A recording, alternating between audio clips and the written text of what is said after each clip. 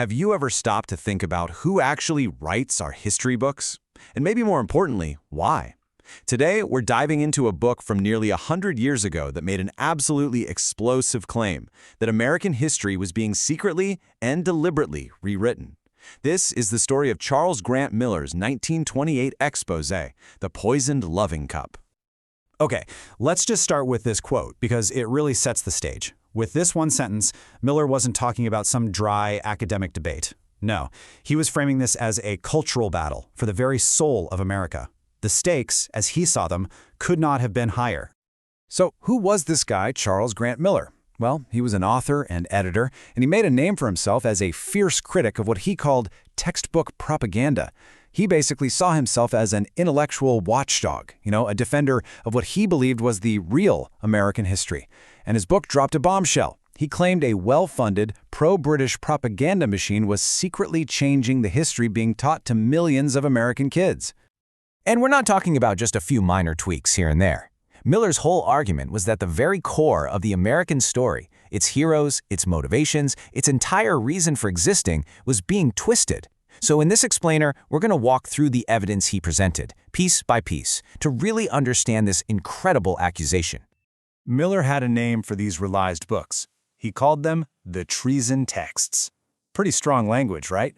So let's take a look at the specific changes he said were turning American history completely on its head. This slide right here really gets to the heart of Miller's argument. So on the left, you've got the classic view of John Hancock, patriot, leader, big signature on the Declaration of Independence. But in the altered textbooks Miller was looking at, all of that was just gone. Instead, he was reduced to a single dismissive word, smuggler. For Miller, this was a deliberate character assassination, meant to strip a founding father of all his honor. And it went way beyond just John Hancock. Miller laid out a whole list of key historical moments that he claimed were being systematically reframed. Suddenly, the War of 1812 was just a mistake. The victims of the Boston Massacre, they were belittled. Even France's critical help during the Revolution was twisted to sound like a selfish scheme against England. And listen to this quote that Miller pulled from another historian at the time. Calling the victims of the Boston Massacre vulgar ruffians? That really shows the kind of tone he was talking about.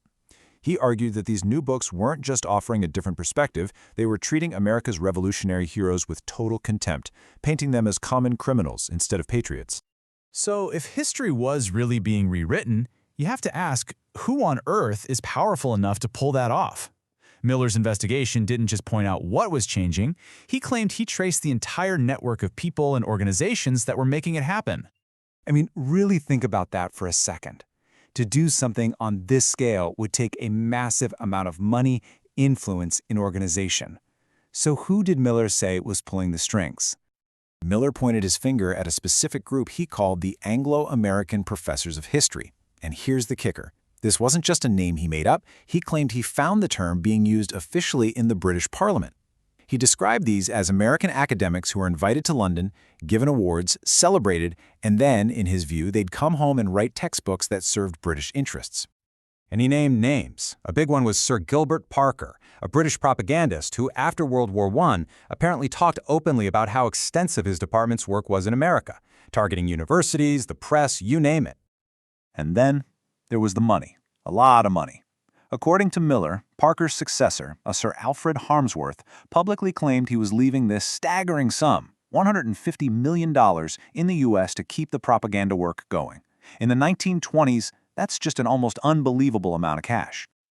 But for Miller, the most crucial part wasn't just the money, it was the people. He claimed Harmsworth left behind a network of 10,000 trained agents, basically a secret army, to make sure that pro-British narrative kept spreading.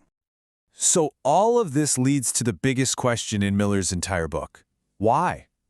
What could possibly be the ultimate goal of such a huge, expensive, and secretive operation? As they say, follow the money. And for Miller, all roads led to the Carnegie Foundation. He argued that because the foundation controlled so much funding for colleges, libraries, professor pensions, it could put this quiet, immense pressure on the entire American education system to push a certain point of view. And what was that point of view? What did Miller believe Andrew Carnegie, a man who became one of the richest people in the world thanks to American industry, really want to achieve with all his influence? And this, right here, is the smoking gun at the center of Miller's book. He quotes Andrew Carnegie himself as saying his goal was nothing less than bringing the United States back into the British Empire. This, Miller claimed, was the whole reason for the entire project, to anglicize American history for future generations. Now, a book with accusations like these isn't just going to sit quietly on a shelf. It was a call to arms. So how did the American public react when all of this was brought into the light? While the reaction was immediate and it was intense, Miller describes a firestorm of protest from everyday people and patriotic groups who were absolutely outraged. They felt like their kids were being fed a distorted, un-American version of their own history.